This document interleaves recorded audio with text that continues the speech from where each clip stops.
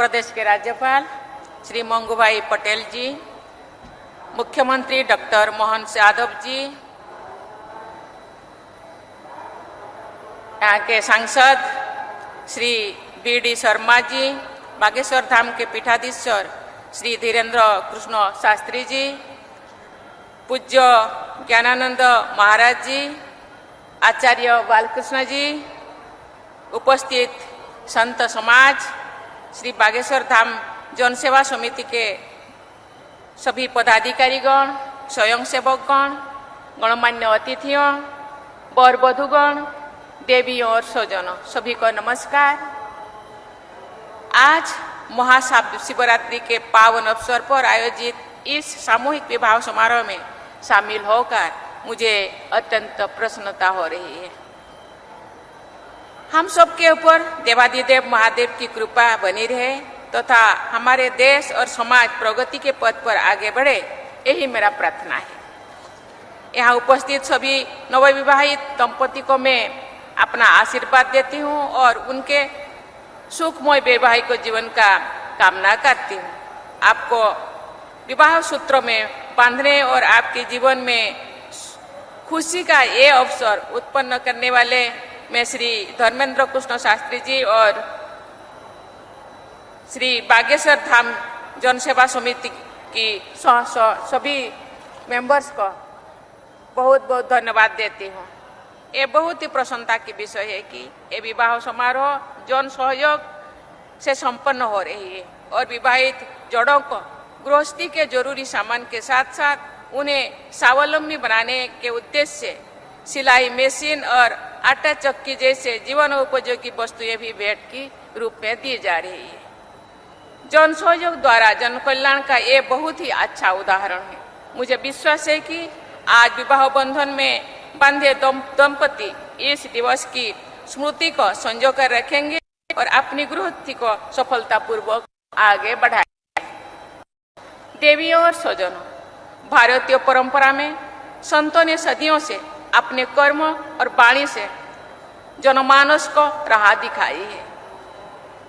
समकालीन समाज में प्राप्त सामाजिक कुरीतियों के विरुद्ध आवाज उठाए हैं। उन्होंने समाज में फैले अंधविश्वासों के बारे में लोगों को जागरूक किया है। छुआछूत और उच्च नीचे भेदभाव को दूर करने की ये सीख दी है। संतों ने महिलाओं को समाज में उचित सम्मान दिलाने के लिए प्रयास किए हैं। चाहे गुरु नानक हो, संत रविदास हो, संत कबीरदास हो, मीराबाई हो या संत तुकाराम हो, सबने अपने उपदेशों से लोगों की सही मार्ग दिखाई है और उनको आगे बढ़ने के लिए प्रेरित किए। भारतीय समाज में अनेक योगदान ने ही उन्हें पूजनीय स्थान दिलाए हैं।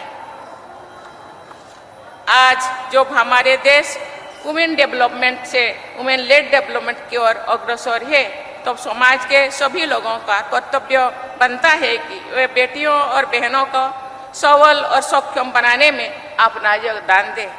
उनकी शिक्षा, स्वास्थ्य और सुरक्षा पर ध्यान दें। हमारे छोटे छोटे प्रयास हमारी बेटियों को सशक्त बनाएंगे।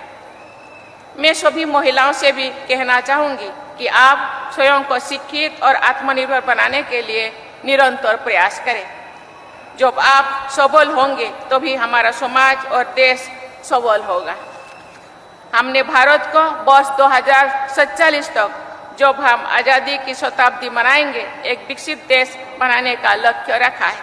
एक ऐसा भारत जो न केवल आर्थिक रूप से आत्मनिर्भर हो बल्कि सामाजिक समरसता से परिपूर्ण हो, पर्यावरण की दृष्टि से संवेदनशील हो, अपने आध्यात्मिक प्रकाश से विश्व समुदाय को राह दिखाने वाले हो। ऐसे भारत के निर्माण में समकालीन संतों की भी अहम भूमिका है।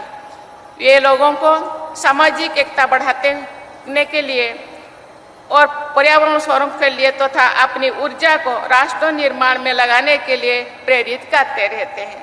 मेरा मानना है कि हमें अपनी ज्ञान परंपरा को जांच पड़ताल करें और उसके उपयोग अंश को अपना कर अपने उपयोग राष्ट्र निर्माण और मानव कल्याण के लिए लगाएं।